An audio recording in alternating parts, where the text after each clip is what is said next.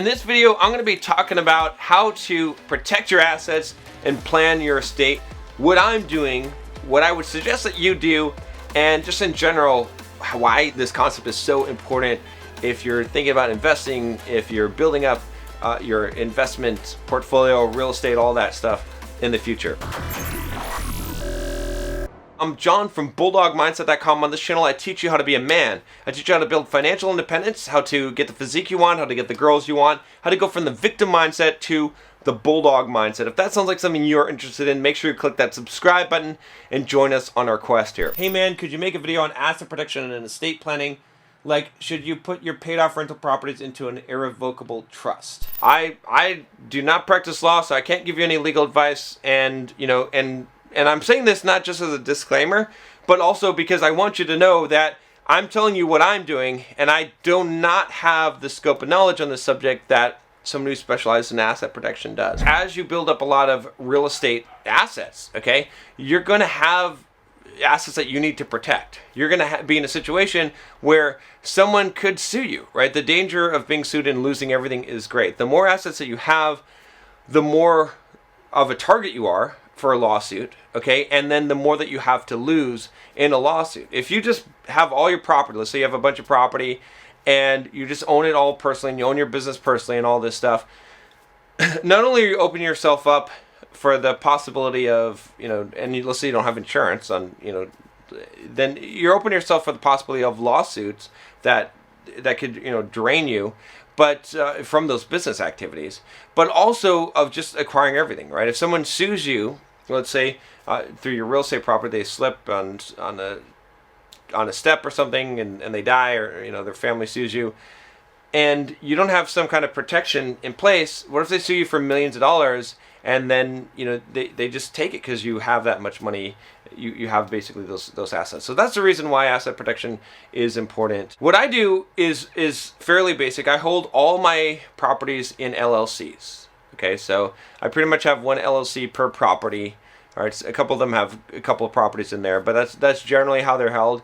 Is the LLC holds that property. All right, and then I have large insurance policies, large umbrella policies that cover insurance, so that, especially liability insurance. So if that someone does sue me, there's a huge amount. It's going to cover like 90% of the lawsuits that anyone would bring, right? That amount of money, so that I'm protected. Now, to some degree, someone might say that, well, having large insurance policies would encourage people to sue you, but I can see that, but I'd rather be protected. In any case. I've talked with several lawyers and accountants on this.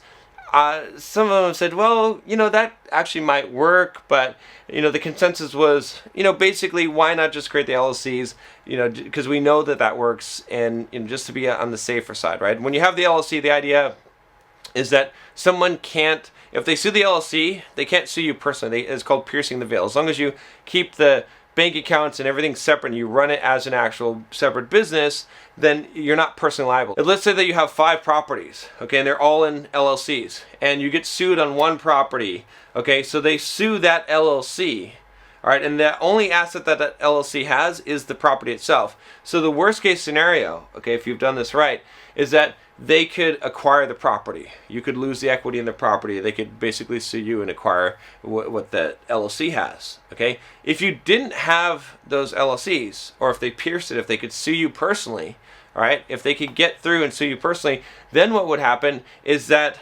all of those LLCs are assets that you have, and so they could sue you and acquire all of those assets, put liens on all those properties or judgments to fulfill whatever that deficiency is for all of those assets. Okay, that's coming after you personally. So that's the benefit of having the LLCs and doing asset protection. That's the whole reason why we do asset protection. All the assets that I have as well are held by a living trust. My understanding of a living trust is that it is a revocable trust, right? That means I can change it at any time, so it implies ownership. So that means that my assets are not protected in that living trust.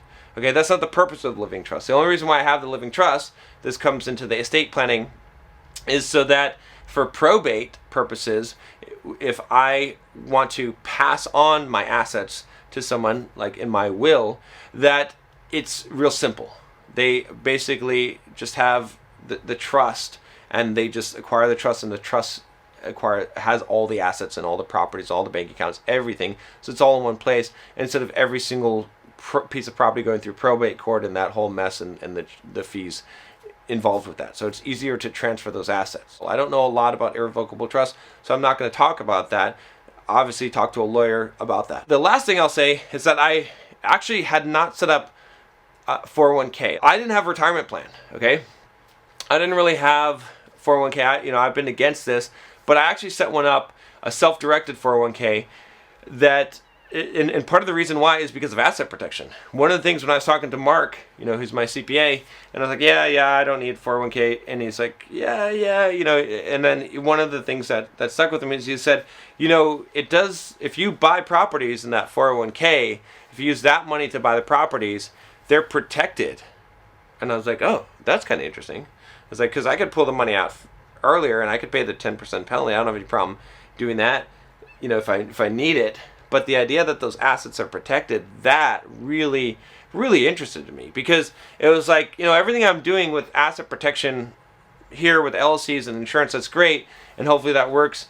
But suppose that worst case scenario happened and I fucked up somewhere, or someone came and sued me and figured out how, had a high powered lawyer that got through the veil and basically sued me personally. And what if I lost everything?